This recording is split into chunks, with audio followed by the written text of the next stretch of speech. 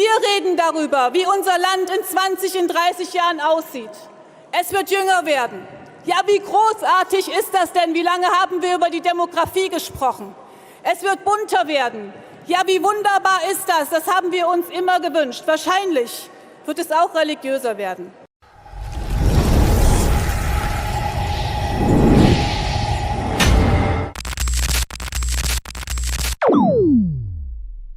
Leute, setzt euch hin, lehnt euch zurück, das wird jetzt wild.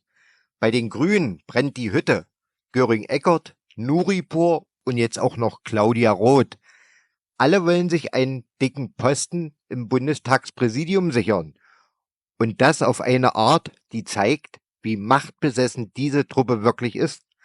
Während die AfD konsequent ausgeschlossen wird, kämpfen sie intern wie die Hyänen um Einfluss und Geld. Wer von ihnen macht das Rennen? Und was bedeutet dieser absurde Machtkampf für Deutschland? Bleibt dran, das wird heftig. Auf geht's! Während die Grünen immer gerne den moralischen Zeigefinger heben und von Demokratie sprechen, zeigt sich hier ihr wahres Gesicht. Ein offener Machtkampf um einen Posten, der Prestige, Einfluss und natürlich satte Bezüge sichert. 3 Kandidaten, Katrin Göring-Eckardt, Omid Nuripur und Claudia Roth, kämpfen um die Vizepräsidentschaft des Bundestags. Und wenn man sich ihre bisherigen Leistungen ansieht, wird schnell klar, keiner von ihnen verdient diesen Posten. Fangen wir mit Katrin Göring-Eckardt an. Sie sind demokratisch gewählt, aber deswegen sind sie nicht Demokraten, weil sie versuchen mit allem, was in ihrem Programm steht, sie versuchen mit ihrer Haltung unser demokratisches System mal zumindest zu auszuhöhlen oder zu unterminieren. Und das können wir als Demokraten und Demokratinnen nicht akzeptieren. Eine Politikerin, die seit Jahrzehnten von der Politik lebt, aber nichts, wirklich nichts vorzuweisen hat, was auch nur ansatzweise als Leistung durchgeht. Ihre große Begründung für den Posten: sie ist Ostdeutsche. Ja, das ist ernst gemeint. Sie will die AfD und rechte Scharfmacher aus dem Osten fernhalten. Eine Partei, die Millionen Wähler in Ostdeutschland repräsentiert, wird von ihr einfach abgewertet. Doch was hat sie tatsächlich für den Osten getan? Gar nichts. Kein Konzept, keine Lösung, nur leere Phrasen. Während die Menschen dort unter Deindustrialisierung, steigenden Energiekosten und Migrantenkriminalität leiden, interessiert sie sich nur für grüne Ideologie. Und während sie über Demokratie spricht, hat sie kein Problem damit, die AfD, die zweitstärkste Kraft im Bundestag, einfach auszuschließen. So viel zur demokratischen Vielfalt. Ach ja, und wenn wir schon bei ihrer tollen Karriere sind, wusstet ihr, dass sie Theologie studiert hat, aber nie abgeschlossen hat? Trotzdem hat sie sich zur Bundestagsvizepräsidentin hochgemauschelt, ohne jegliche Qualifikation. Ein Leben lang im politischen Zirkus, aber null Sachverstand.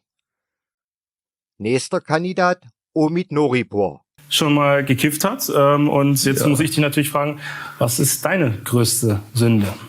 Seit wann ist denn Kiffen Sünde? Also ich habe in meinem Leben ehrlich gesagt 2-mal nur gekifft. Okay. Einmal war ich so besoffen, dass es danach nicht so lustig war. Also so magenmäßig. Kann passieren. Das 2. Mal hatte ich ganz andere Erfahrungen gemacht mit ganz anderen Sachen. Da fand ich Kiffen nur noch langweilig. Der Mann, der angeblich Brücken bauen will, in Wahrheit aber genau das Gegenteil tut. Er ist ein lupenreiner Karrierist, der sich mit dem richtigen Kontakten an die Spitze der Grünen geschlichen hat. Geboren im Iran, kam er mit 13 nach Deutschland und machte dann hier Karriere. Allerdings nicht als jemand, der sich für die Interessen der Deutschen einsetzt, sondern als einer der größten Befürworter offener Grenzen und massenhafter Migration. Dieser Mann will also Vielfalt und Respekt fördern. Schön und gut. Aber was hat er in seiner gesamten Karriere politisch erreicht? Nichts. Er ist einfach da. Er war mal Vorsitzender der Grünen. Aber es fällt wirklich schwer, einen einzigen politischen Erfolg zu nennen. Ein Politiker ohne Profil, ohne Kante, ohne Ideen, aber mit einem unstillbaren Drang nach Macht. Übrigens, kleiner Funfact, 2015 hat er sich massiv für die Massenmigration nach Deutschland eingesetzt und die Flüchtlingspolitik von Merkel verteidigt. Die Folgen dieser Politik sehen wir heute auf unseren Straßen. Omid Noripur ist also direkt mitverantwortlich für das Chaos, das Deutschland inzwischen zu bewältigen hat. Und jetzt zur Krönung. Claudia Roth, die Frau, die seit Jahrzehnten wie eine politische Klette an Posten klebt. Frau Roth, verschwinden Sie! Nein, wir wollen Sie gar nicht haben! Es gibt in Bayern einen schönen Spruch. Ja, wir sind hier in Sachsen. Na Moment, es gibt in Bayern einen schönen Spruch, der heißt, oh Herr, schmeiß Hirn herunter. Ja, okay. Das ist doch Sie gemeint. Das ist doch für Sie gemeint. Ja, das sehen wir. Und wo fehlt gerade das Hirn? Das können Sie mir bitte mal erklären. Ich glaube, es hat wenig Sinn, jetzt mit Ihnen zu reden, oder? Sind Sie überhaupt bereit zuzuhören? Merken Sie doch gerade. Ich habe lange genug zugehört. So wie Sie. Sie haben doch gerade einen Satz gesprochen. Wir haben alle zugehört. Warum sagen Sie zu mir, hau ab und du Volksverräterin? Weil Sie eine Hetzerin sind. Ich bin, warum? Ja, weil Sie die Vernichtung des deutschen Volkes vorantreiben und so weiter. Das ist, ja genau. Das ist Ihr Ziel. Und Deutschland verrecke, schreien Sie. Sie sagen zu uns, wir sind alles immer Nazis. Nazis. Wissen wir doch, wenn Sie auf den Demos mit der radikalen Antifa laufen. Was sagen Sie denn zu dem Empfang hier in Dresden? Naja, das ist sinnlos, das sind Nadelstiche. Hat er jetzt Sie gefragt oder mich? Ich kann doch hier reden, wie ich will. Er hat mich gefragt und wenn er mich fragt, dann antworte ich und wenn er Sie fragt, dann Meinungsfreiheit. Ja, ich finde das eine Schande, aber das heißt, dass es hier eben ein wirkliches massives Problem gibt und wenn überhaupt muss man hier über Demokratie reden. Hau ab! Hau ab! Hau ab! Hau ab! Hau ab! Sie war schon mal Bundestagsvizepräsidentin, sie war Kulturstaatsministerin, sie war Parteivorsitzende. Und jetzt will sie schon wieder zurück in den Bundestagspräsidium sesseln.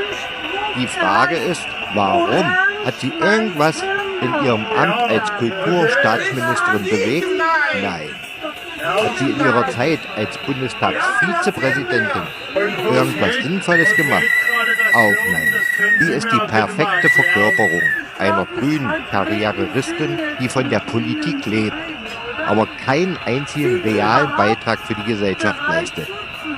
Und dann ihre umfassende Selbstüberschätzung.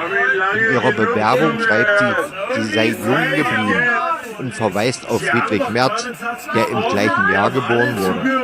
Was für eine absurde Argumentation. Seit Jahrzehnten kassiert sie für Pseudoämter in der Politik ab.